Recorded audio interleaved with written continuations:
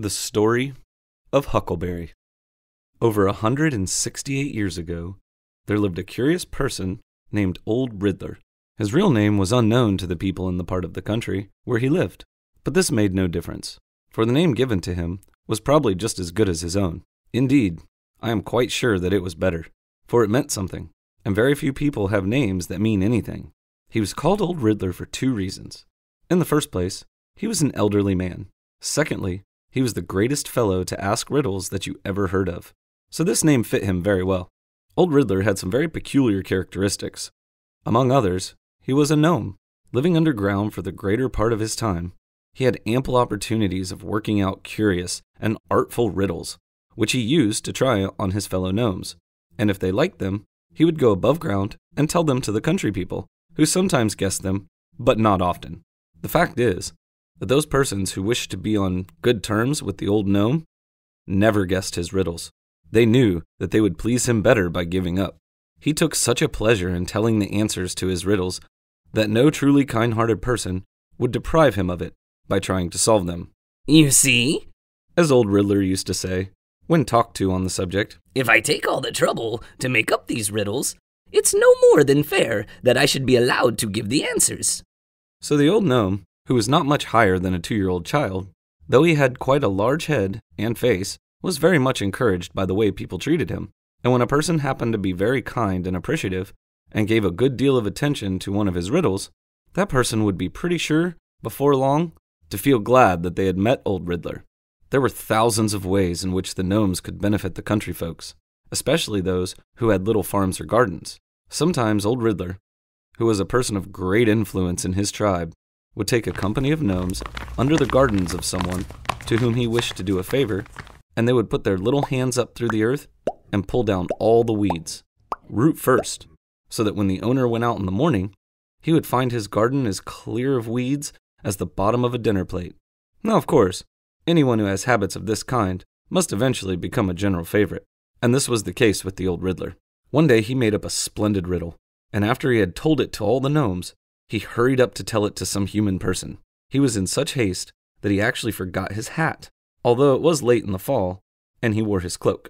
He had not gone far through the fields before he met a young goose girl named Lois. She was a poor girl, and was barefooted, and as Old Riddler saw her scanty dress, standing on the cold ground, watching her geese, he thought to himself, Now I do hope that girl has wit enough to understand my riddle, for I feel that I would like to get interested in her. So, approaching Lois, he made a bow and politely asked her, Can you tell me, my good little girl, why a ship full of sailors at the bottom of the sea is like the price of beef? The goose girl began to scratch her head through the old handkerchief she wore instead of a bonnet and tried to think of the answer. Because it's low? She said after a minute or two. Oh no, that's not it. You can give it up, you know, if you can't think of the answer. No, I know. Because it's sunk. No, not at all, said Old Riddler, a little impatiently. Now come, my good girl. You'd much better give it up. You will just hack at the answer until you make it good for nothing. Well, what is it? I will tell you. Now pay attention to the answer, because it has gone down. Don't you see? Asked the old fellow with a gracious smile. Well, yes, I see, said the goose girl, scratching her head again. But my answer was nearly as good as yours. Oh, dear me. That won't do. It's of no use at all to give an answer that is nearly good enough. It must be exactly right, or it's worthless.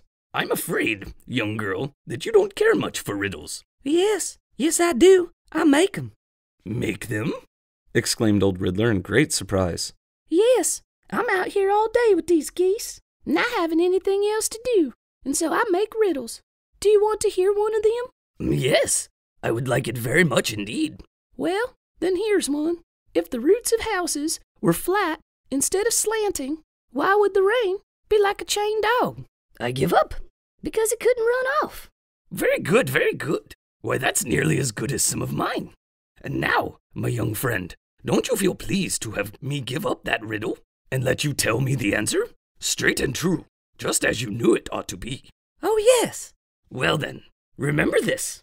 What pleases you will often please other people, and never guess another riddle. Lois, although a rough country girl, was touched by the old man's earnest and his gentle tones. I never will. That's a very well-meaning girl, said Old Riddler to himself as he walked away. although she hasn't much polish. I'll come sometimes and help her with her riddles. Old Riddler had a son named Huckleberry. He was a smart, bright young fellow, and resembled his father in many respects.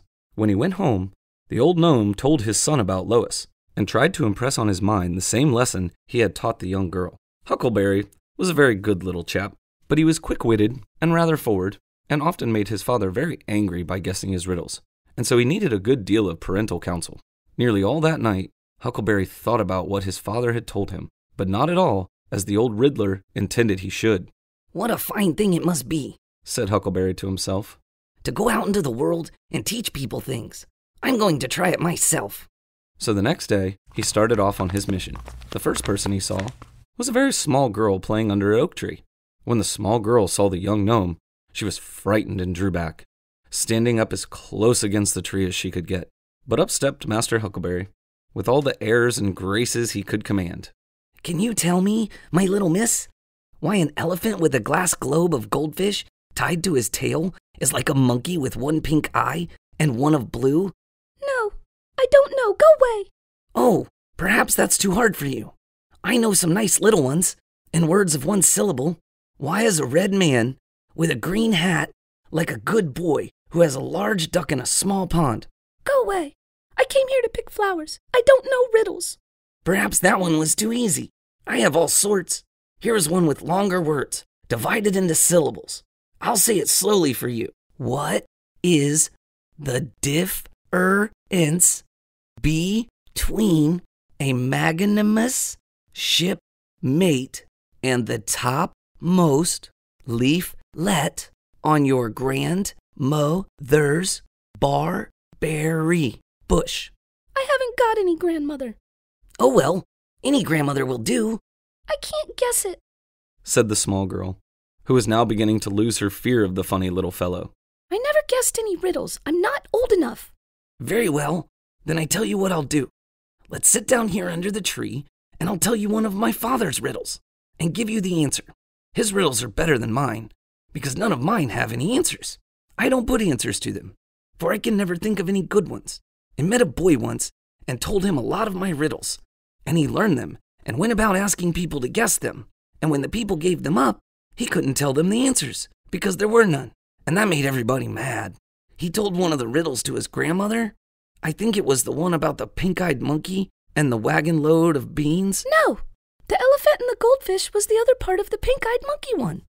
Oh, it don't make any difference. I don't join my riddles together the same way every time. Sometimes I use the goldfish and elephant with the last part of one riddle, and sometimes with another. As there's no answer, it don't matter.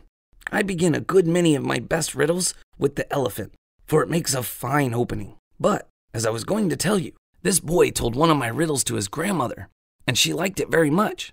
But when she found out that there was no answer to it, she gave him a good box on the ear, and that boy has never liked me since. But now, I'll tell you a story. That is, it's like a story, but it's really a riddle. Father made it, and everybody thinks it's one of his best. There was once a fair lady of the renown who was engaged to be married to a prince, and when the wedding day came round, they were to be married in one of the prince's palaces in the mountains. She was so long getting dressed. You see, she dressed in one of her father's palaces down in the valley. She was afraid she would be late. So as soon as her veil was pinned on, she ran down to the stables, threw a wolfskin on the back of one of the fiercest and fastest chargers, and springing on him, she dashed away. She wasn't used to harnessing horses, and was in such a hurry that she forgot all about the bridle.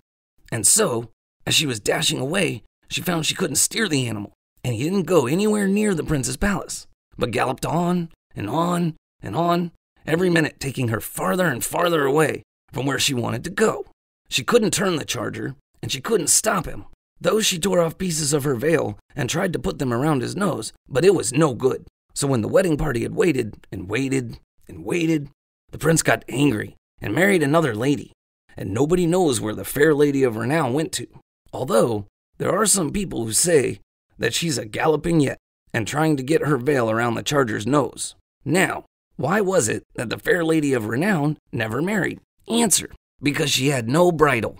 You can say either bridle or brittle, because they both sound alike.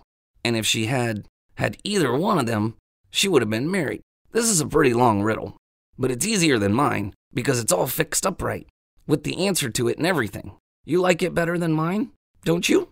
The small girl did not answer, and when Huckleberry looked around, he saw that she was asleep.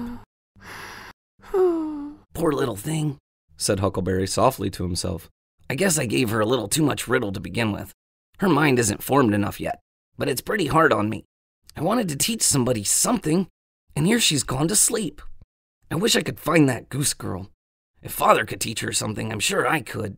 So he went walking through the fields, and pretty soon he saw Lois, standing among her geese, who were feeding on the grass. Huckleberry skipped up to her as lively as a cricket. Can you tell me why an elephant with a glass globe of goldfish tied to his tail is like the Lord High Admiral of the British Isles? Was the globe of goldfish all the elephant owned? Yes, but I don't see what that's got to do with it. Then the answer is, said Lois, without noticing this last remark, because all his property is entailed. Well, I declare, cried Huckleberry, opening his eyes as wide as they would go. If you didn't guess it, why, I didn't know it had an answer. I wish I hadn't had an answer, said the goose girl, suddenly stamping her foot. I wish there had never been an answer to it in the whole world. It was only yesterday that I promised old Riddler that I would never guess another riddle, and here I've done it. It's too bad. I don't think it is, cried Huckleberry, waving his little cap around by the tassel. It's all very well for Father not to want people to guess his riddles because they've got answers, and he knows what they are. But I would never have known that any of mine had an answer if you hadn't guessed this one. If you had a riddle like this one, wouldn't you have been glad to have someone tell you the answer? Yes, I would. Well then, my good girl, remember this. If a thing gives you pleasure, it's very likely that it will give somebody else pleasure. So let somebody else have a chance. And the next time you hear a riddle that you think the owner has no answer for, guess it for him if you can. Goodbye. And away went Master Huckleberry, skipping and singing and snapping his fingers and twirling his cap until he came to a wide crack in the ground, when he rolled himself up like a huckleberry dumpling and went tumbling and bouncing down into the underground home of the gnomes. Get out of the way, said he to the gnomes he passed, as he proudly strode to his father's apartments. I'm going to make a report. For the first time in my life, I've taught somebody something. When Huckleberry left her, the goose girl stood silently in the midst of her geese. Her brow was overcast. How's anybody to do two things that can't both be done? I'll have nothing more to do with the riddles as long as I live. And she never did. Thanks for listening, everyone. If you like the stories, hit the subscribe button, and you'll get a notification when the next story comes out next Friday.